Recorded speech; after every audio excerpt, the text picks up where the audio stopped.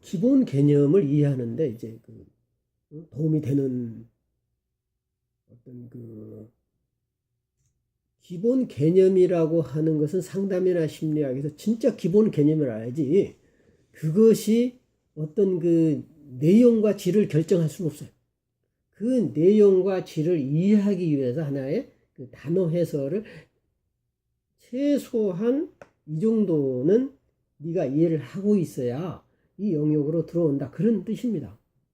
아마 우리 기독교에서도 그럴 겁니다. 믿음이란 뭐고 영생이란 뭐고 하나님 나라는 뭐고 교회란 뭐냐라고 가르치는 것은 아마 최소한의 규정일 겁니다.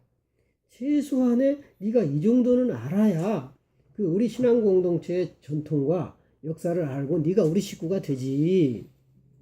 그렇지? 그것이 절대화되는 순간 교회는 타락해 버린다는 거죠. 그런 어떤 어떤 교회의 규정이 절대화되고 그 교회의 규정에 의해서 인간이 재단이 돼버리고 판단돼 버린다면 이미 그때는 이제 타락의 길로 교회는 들어선다는 거예요. 어떤 것이 부분적인 거고 최소한의 것이며 어떤 것이 이용권하고 어떤 것이 전체성을 드러내느냐라는 것은 우리는 늘 긴장과 갈등 속에서 그 둘을 우리가 같이 봐야 된다는 겁니다. 그런 의미에서 꿈은 나의 영역과 보편의 영역, 인간의 영역과 신의 영역을 함께 보여주는 원형의 영역이죠. 신적인 원형의 영역을 어떻게 함께 보느냐 하는 거죠. 그래서 이것은 성서 해석에서도 대단히 유용하다.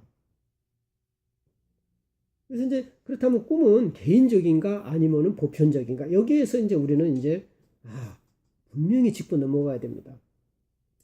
프로이드 학파, 정신분석 학파는 꿈도 철저하게 개인성에서 출발하고 개인을 넘어가지 않으려고 합니다.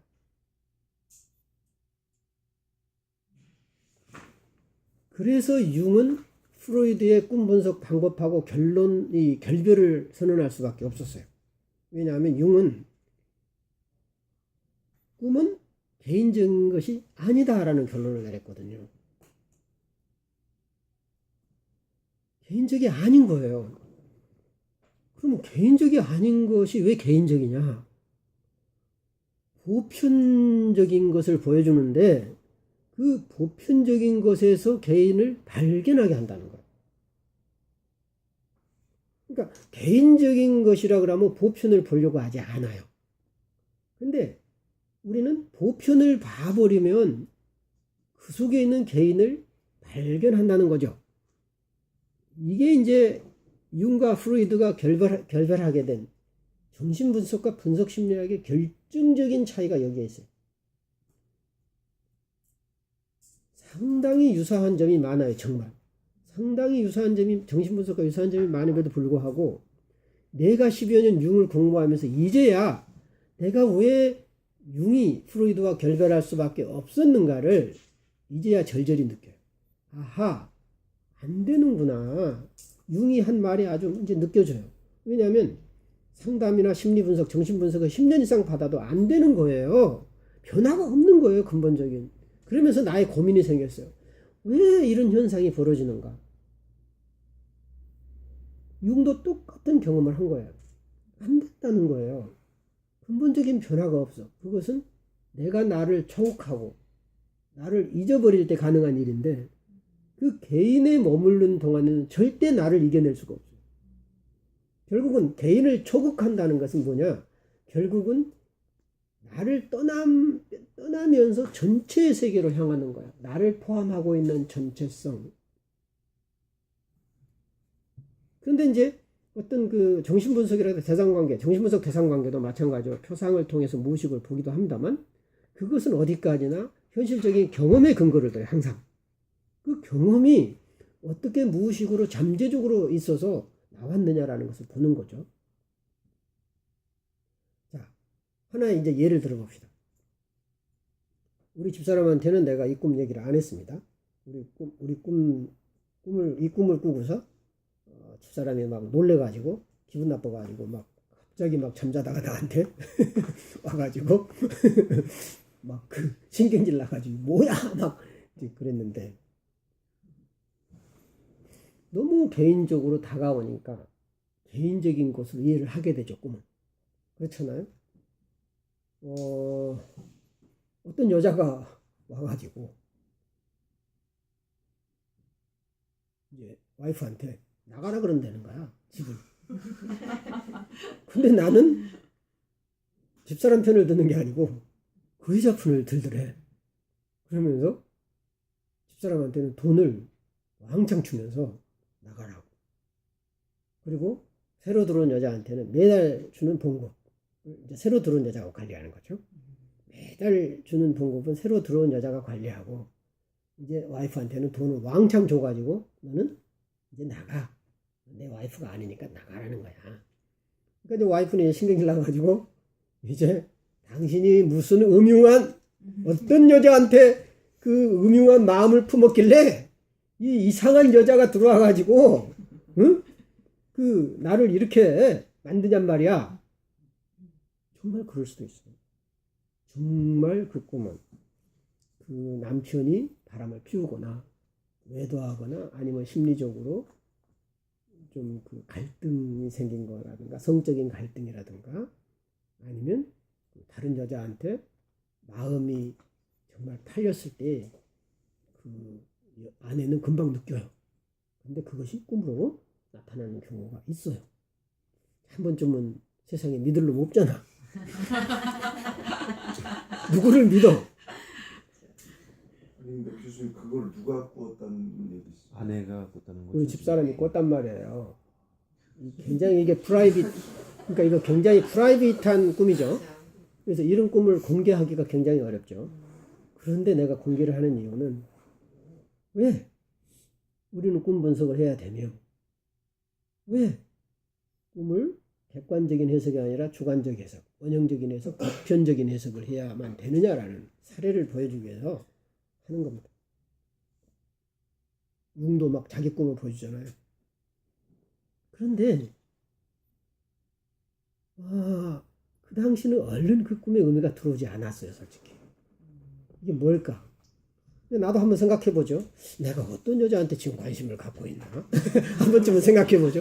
도대체 두 사람의 사이를 갈라놓고 이렇게 침범에 들어온 여자가 누구야? 한 번쯤은 생각해봐야 되겠죠. 자기 자신을 돌아봐야죠. 그런데 정말 그렇다면 내가 정말 어떤 여자한테 빨려 들어가거나 그래가지고 그랬다면 그 부분을 심각하게 한번 생각해 봐야 되겠죠. 근데 이 꿈이 과연 그럴까? 결코 그렇지 않아요.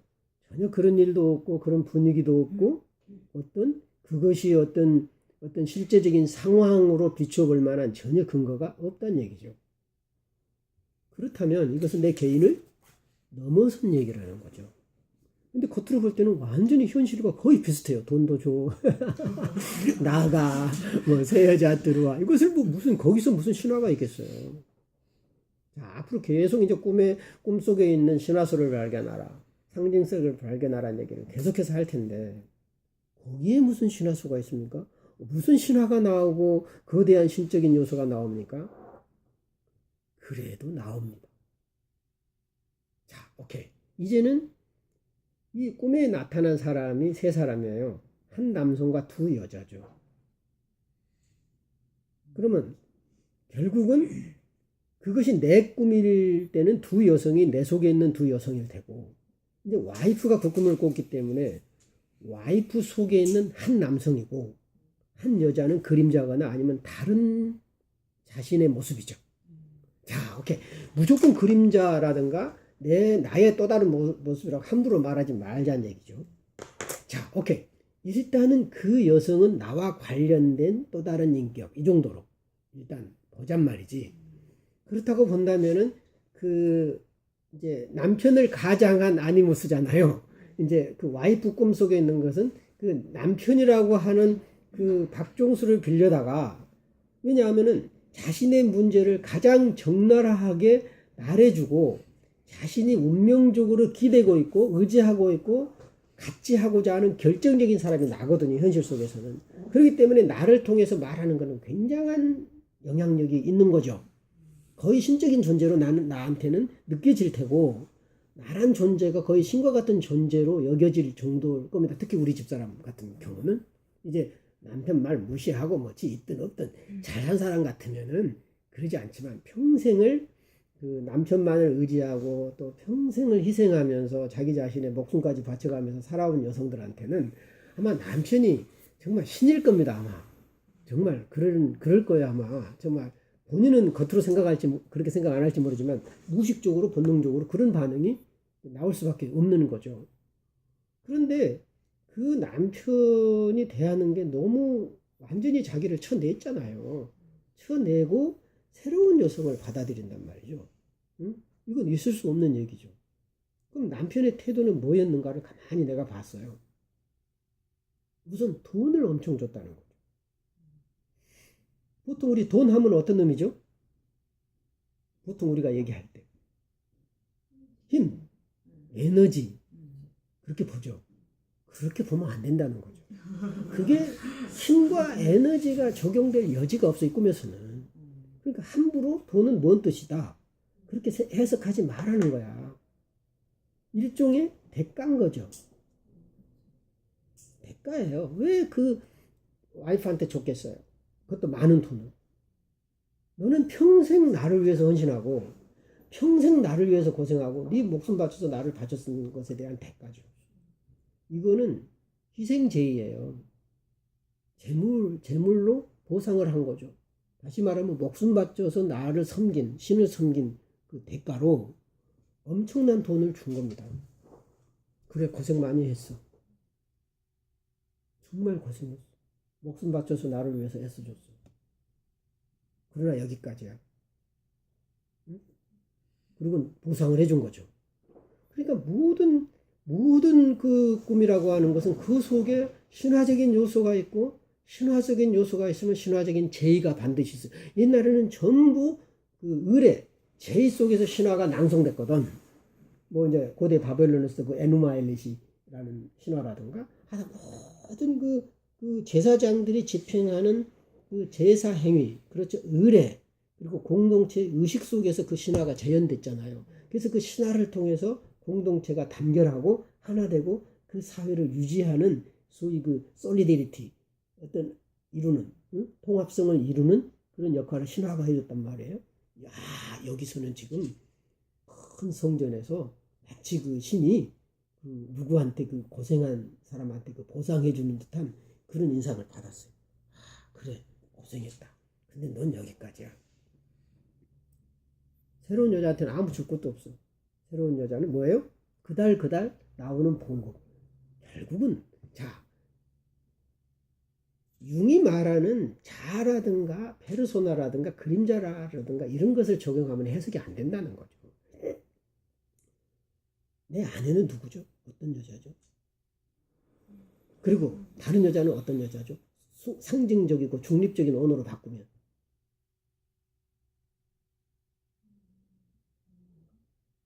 기존의 그렇고 새로운 어떤 변화에 그렇지 이렇게 편견이 없고 뭘 몰라야 잘해 해석을. 기존에 뭐를 많이 알면 거기에 빠져서 그거에 맞추려고 그래. 아내는 과거의 여자예요. 그리고 지금 오는 여자는 미래 여자예요. 그래서 그 과거의 여자에게 과거에 흘렸던 피에 대한 보상을 해준 거죠. 그러나 이제부터는 no more 과거. 더 이상 너는 이전의 방식, 이전의 사고방식, 이전의 패턴으로는 안 돼.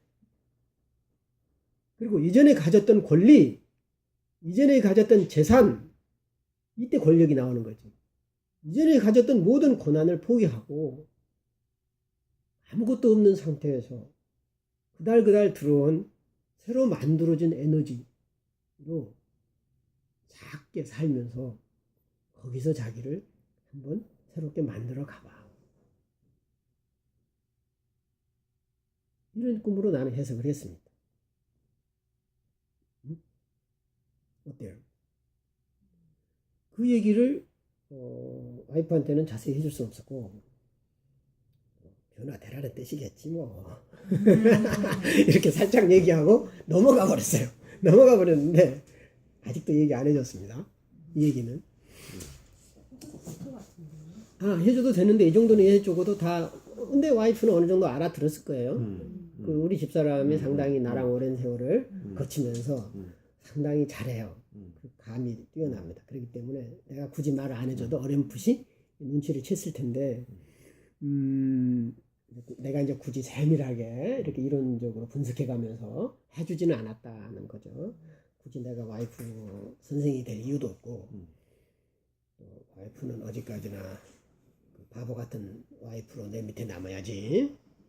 그 조금이라도 영리해지거나 똑똑해져서 나를 분석해내면 안 되니까. 그래서 그 바보 같은 와이프로 만드는 것이 나의 최대 행복입니다. 그래서 이제 더 이상 얘기를 안 했는데, 안 가르쳐줘도 나를 능가하는데 내가 가르치면 어떻게 되겠어요?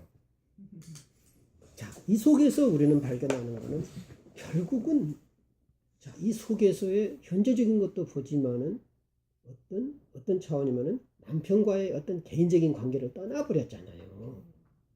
근데 이것을 개인적인 차원에서 모든 걸 풀어가려고 하면 계속 멈춰 있어요. 거기에. 남편하고 관계만 계속 물어보는 거예요. 자, 여러분 상담 해본 사람 느낄 겁니다. 아마. 아버지, 엄마에 대한 그 불만 얘기한 사람 몇 년 가도 바뀌어요? 바뀌어요? 죽어도 안 바뀝니다.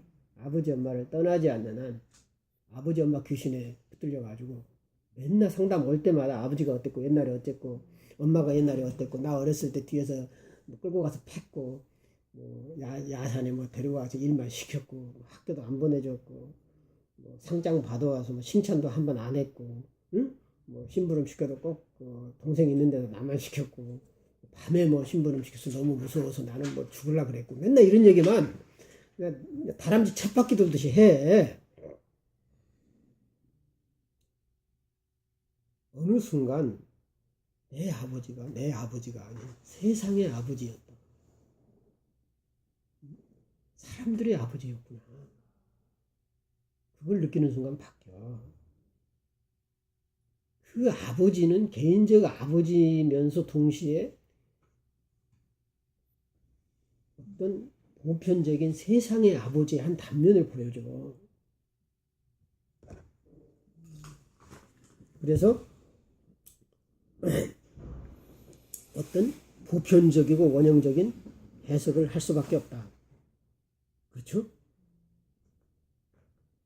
그렇다면 꿈에서는 반드시 신화적인 요소가 있습니다. 그것이 현실적인 모습으로 각색될 뿐이에요. 근데 그것을 전부 현실의 모습으로만 판단하지 마라는 거죠. 그렇죠? 그래서 이제 꿈이 신화적이다. 신화적인 요소, 즉 원형적인 요소를 안고 있다라고 하는 것은 꿈의 성격은 뭐죠? 초월적이다. 일단 꿈은 나를 벗어나 있다. 그럼 왜 내 문제를 얘기하면서 왜 나를 벗어나는가? 내 문제를 객관적으로 보게 하기 위해서 초월하게 만든다는 거죠. 근데 내 문제에 빠져버리면 나를 벗어나지 못한다는 거예요. 그리고 나는 비합리성이라는 표현을 안 했어요. 뭐예요?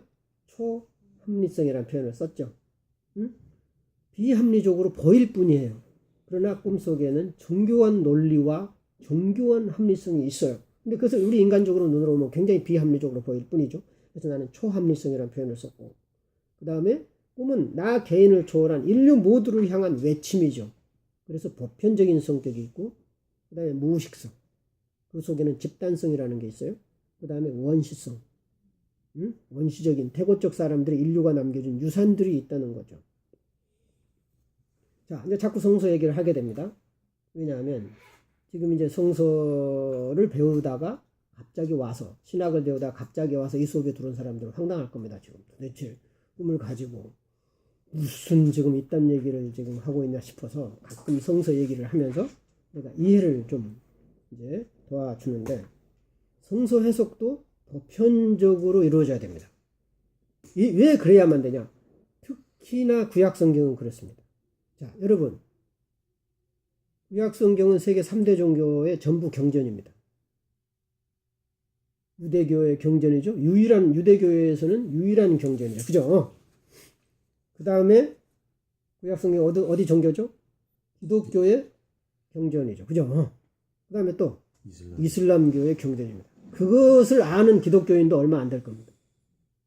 구약성경은 기독교의 책으로 말든지 아마 유대교가 원래 구약성경의 주인인데 마치 유대교는 이제 하나님한테 버림받은 족속이고 이제 그 기독교가 새로 받았다는 식으로 해석을 해버린다거나 그 원주인은 아무것도 아니고 도덕질하게 한 사람들이 이제 짓거라고 우기는 셈이 돼버렸죠. 내 말이 좀 너무 과격할 수 있겠죠. 도덕질이라는 표현이. 이런 얘기는 뭐 이제 내가 이제 뭐 쉽게 예를 들게 한 것이지 누구한테 짱돌 맞으려고 내가 이런 얘기 하겠어요? 자, 내 얘기는 뭐냐면 구약 성경이 어떤 구절을 해석을 했어요. 똑같은 구약 성경이죠. 그런데 요즘 이 기독교계에서의 구약 성서 학자들은 구약 성서라고 부르는 걸 꺼려합니다. 히브리 성서라고 하죠. 응? 왜냐하면 구약 성서라고 하는 말 자체도 기독교적이에요. 신약의 대조해서 신약은 예수님과 맺은 새로운 언약이란 뜻으로 신약이란 말을 썼고 예수님 이전에 맺은 옛날 언약을 구약이라고 표현을 해서 기독교적인 표현이에요. Old Testament, New Testament.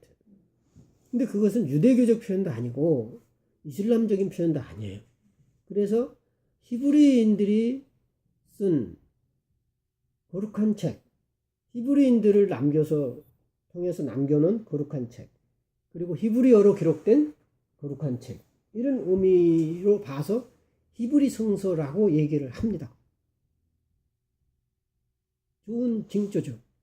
왜냐하면 똑같은 구약의 본문을 가지고 해석이 다 달리 해왔다는 거죠. 그렇잖아요. 유대교는 유대교식으로 해오고 기독교는 기독교식으로 해오고 이슬람은 이슬람식으로 해온다는 거예요. 어떤 게 맞아? 어떻게 보면은 보편성을 잃었다는 측면에서 다 틀리죠. 맞을 때는 자기 공동체 안에서만 맞는 거예요. 유효하는 거예요.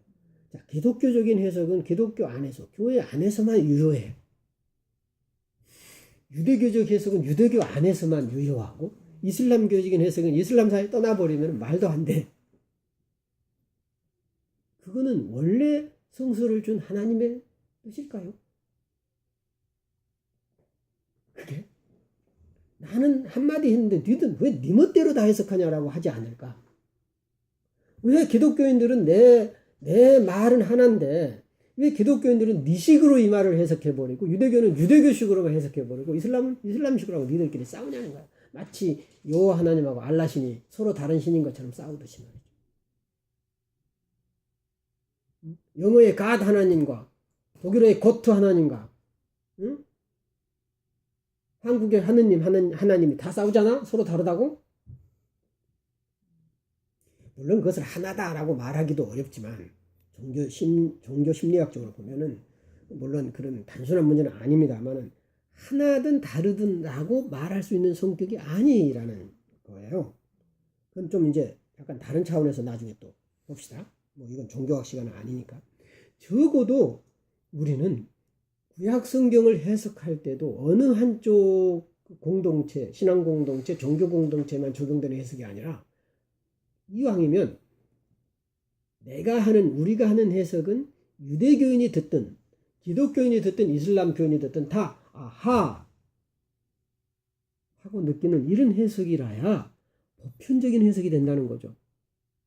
그러면서 그런 보편적인 해석 속에서 기독교는 기독교대로 자기 자신을 반성할 겁니다. 그죠? 유대교는 유교대로 큰 원리 속에서 자기를 들여다보고 그 거울이니까 그거는. 이슬람은 나는 내 식으로 해석했는데 이것을 정말 전 세계적인 전 우주적인 해석을 하니까 자기 해석을 넘어서 있단 말이에요. 그죠? 초월적으로 넘어서 있어요. 그럴 때 자기 자신을 돌아보게 된다는 거죠. 그러지 않겠어요? 큰 산을 보면 나의 작음을 보게 되잖아요. 꿈도 그렇게 해석을 해야 된다. 꿈도 내 개인에서 나왔다고 그래서 내 것인 양 내 개인에게서 나왔다고 그래서 내가 상대하는 사람, 주변 사람들 그런 것에만 관련지어 가지고 보면은 그 자기 범주를 결코 넘어가지 못해요. 우선은 화풀이도 하고 그 치료 효과는 분명히 있어요. 그러나 성장으로 이어지는 데는 대단히 어렵다. 정신분석 치료는 치료의 목표가 있어요. 근데 융심리학의 치료의 목표는 치료가 아니에요. 성장이에요. 그거부터가 달라요. 치료됐으면 됐지. 우울증 없어졌으면 됐잖아. 응? 남편하고 아내 갈등 해소됐고 그러면 됐잖아. 경제적으로 어려웠는데 풀리면 됐잖아. 그래서 이제 융심리학은 뭐였어? 그래서 어쨌다는 거지. 그래서 어쨌다는 거야.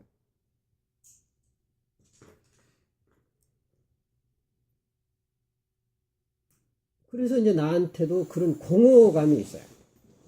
그래, 네가 좋아져서 잘 나가. 근데 이제 잘 나간다는 의미가 돈 잘 버는 거라고 좀 거리가 있지만, 하여간 그래도 내가 봤을 때 잘 나가는 거예요. 나름대로 안정감을 갖고 어려운 상황 속에서도 꿋꿋하게 버텨내는 힘, 이게 잘 나가는 거거든요. 전전긍긍하게 말이지 막 불안해하면서 막 여기저기 눈치 보면서 뭐 할까 하는 것이 아니라 잠잠하게 그 관조하는 눈, 느긋하게 버티는 힘이 생기면 잘 나가는 거예요. 그런 힘이 생기기까지 해도 수십 년이 걸릴 텐데, 그런다 한들 너랑 나랑 인간에 대해서 얘기할 수 있어? 너랑 나랑 신에 대해서 얘기할 수 있을까?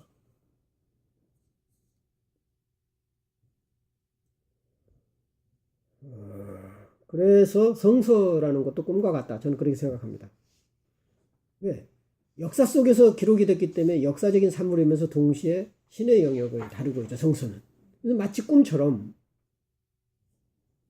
우리 역사적인 사건, 역사 속의 인물도 얘기하지만은 그 속에는 신의 영역, 초월의 영역을 다루고 있어요. 그래서 꿈도 그렇잖아요. 내 개인의 영역을 다루면서도 나를 초월한 영역, 나를 초월한 얘기는 인류의 영역이거든요. 사실은 완전히 초월한다기보다는 나와 동떨어져 있지만 오랜 세월 동안 나와 함께 온 공동의 유산이 나를 초월해 있다고 내가 표현한 거예요. 나랑 관계없는 초월자가 아닌. 그래서 성서도 신이라고 하는 보편성, 기독교의 하나님은 보편적인 하나님이라야 되죠. 말은 그렇게 어려요, 기독교인들이. 그러면서 실제적으로는 전혀 보편적인 하나님으로 인식을 안 해요. 기독교인만의 하나님으로 알죠. 그리고 인간은 특수성이죠. 그죠? 그래서 성서도 인간과 하나님이 만나는 곳, 그리고 보편성과 특수성이 만나는 곳이에요. 꿈하고 거의 비슷해요. 꿈도 뭐예요? 내 개인의 경험과 인류 모두가 경험했던, 인류의 조상들이 경험했던 유산들을 꿈에 보여줘요. 생각해보세요. 막 거대한 뱀이 나타나, 집채만한 뱀이 있겠어요? 집채만한 뱀이 있어가지고 막 산을 삼키는 거, 그게 실제 있습니까? 없잖아요. 교묘한 꿈들이 나오는데, 딱 보면 남자가 되다가 여자가 됐다가, 막 그런 꿈도 막 그러잖아요. 그리고 현실 속에서 일어나요, 그게. 그래서 어찌 보면은 그 개인적인 경험과 인류의 그 보편적인 경험이 함께 나타나서 인류의 보편적인 경험은 소위 전체성이에요.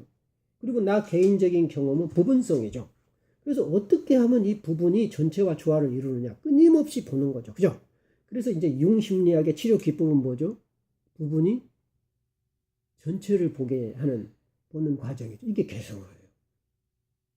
일반 사람들이 말하는 심리학에서 말하는 성장이나 발전이나 그런 게 아니라 소위 이 부분이 내 주변을 보기 시작했다 하는 것이 성장인 거예요.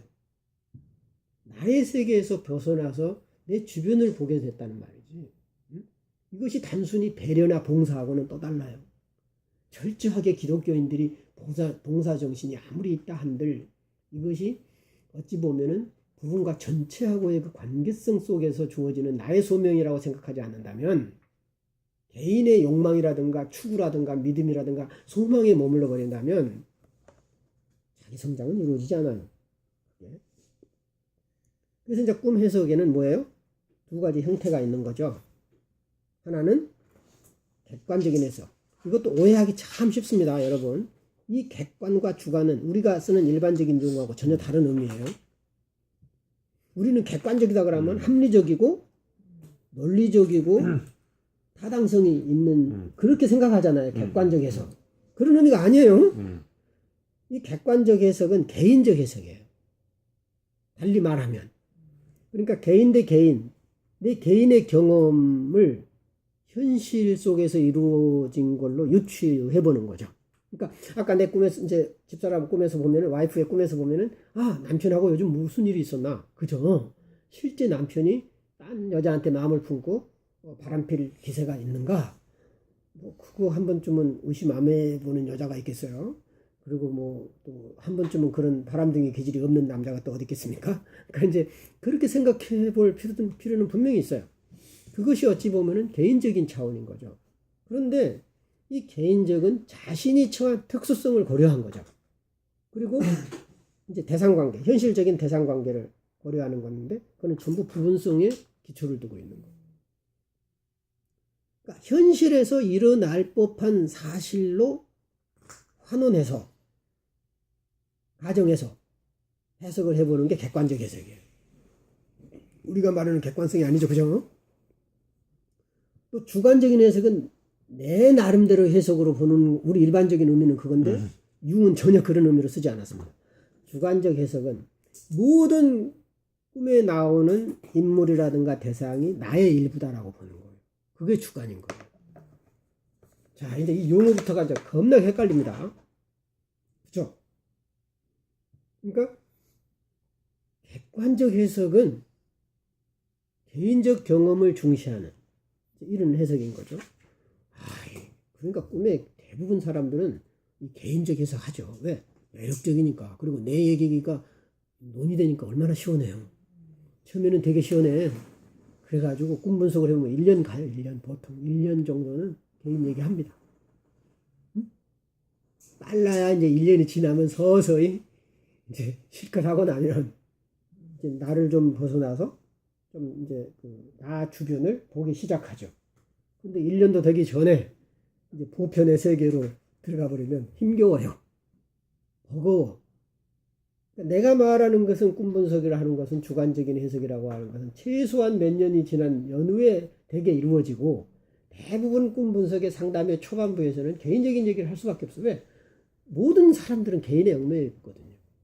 자기 자신의 얽매여 있는 사람들로 야 멀리 봐라. 아니 지금 여기도 못 봐가지고